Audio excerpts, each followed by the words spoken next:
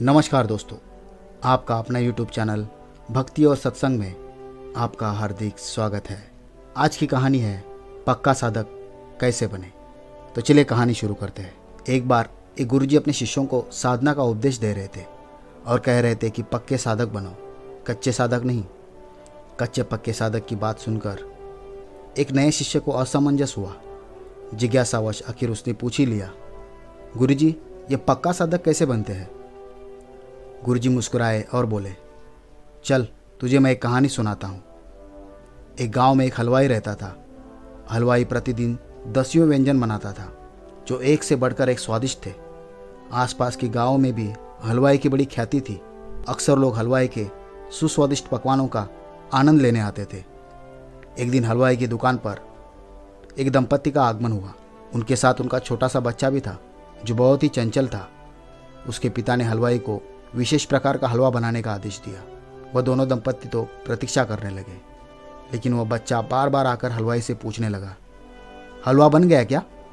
हलवाई कहता, अभी कच्चा है, थोड़ी देर और लगेगी। वह थोड़ी देर प्रतीक्षा करता और फिर आकर हलवाई को आकर पूछता, खुशबू तो अच्छी आ रही है, हलवा बन गया है क्या। हलवाई कहता, अभी कच्चा है, थोड़ी देर और लगेगी। एक बार, 2 बार, 3 बार, बार बार उसके ऐसा पूछने से हलवाई बुरी तरह से चिढ़ गया। उसने प्लेट उठाई और कच्चा हलवाई रखा और बोला, ले खा ले। बच्चे ने खाया तो बोला, ये तो अच्छा नहीं है। तो हलवाई बोला, अगर अच्छा खाना है तो चुपचाप जाकर वहाँ बैठ जाओ और प्रतीक्षा करो। इस बार बच्चा चुपचाप जाकर बैठ गया। जब हलवा पककर तैयार हो गया तो हलवाई ने थाली में सजा दिया और उन दंपत्ति की टेबल पर परोस दिया। इस बार जब उस बच्चे ने हलवा खाया तो उसे बड़ा अच्छा लगा। उसने हलवाई से पूछा, हलवाई काका, अभी थोड़ी देर पहले जब मैंने इसे खाया था तब तो ये अच्छा नहीं लगा था, अभी इतना स्वादिष्ट कैसे हो गया। तब हलवाई ने उसे प्रेम से समझाते हुए कहा, जब तू जिद कर रहा था तब यह कच्चा था और अब यह पक गया है। कच्चा हलवा अच्छा नहीं लगता, यदि फिर भी उसे खाया जाए तो पेट खराब हो सकता है, लेकिन पकने के बाद वह स्वादिष्ट और पौष्टिक हो जाता है। अब गुरुजी अपने शिष्य से बोले, कच्चे और पक्के का फर्क समझ में आया कि नहीं। शिष्य बोला, हलवे के कच्चे और पक्के होने की बात तो समझ आ गई, लेकिन एक साधक के साथ यह कैसे घटित होता है। गुरुजी बोले, साधक भी हलवाई की तरह ही है। जिस तरह हलवाई हलवे को आग के तप से पकाता है, उसी तरह साधक को भी स्वयं को साधना के तप से पकाना पड़ता है। जिस तरह हलवे में भी सभी आवश्यक चीज़ें डालने के बाद भी जब तक कच्चा है अच्छा नहीं लगता, उसी तरह साधक भी चाहे कितना ही ज्ञान जुटा ले, विभिन्न कर्मकांड कर ले, जब तक तप की अग्नि में नहीं तपता तब तक वह कच्चा ही रहता है।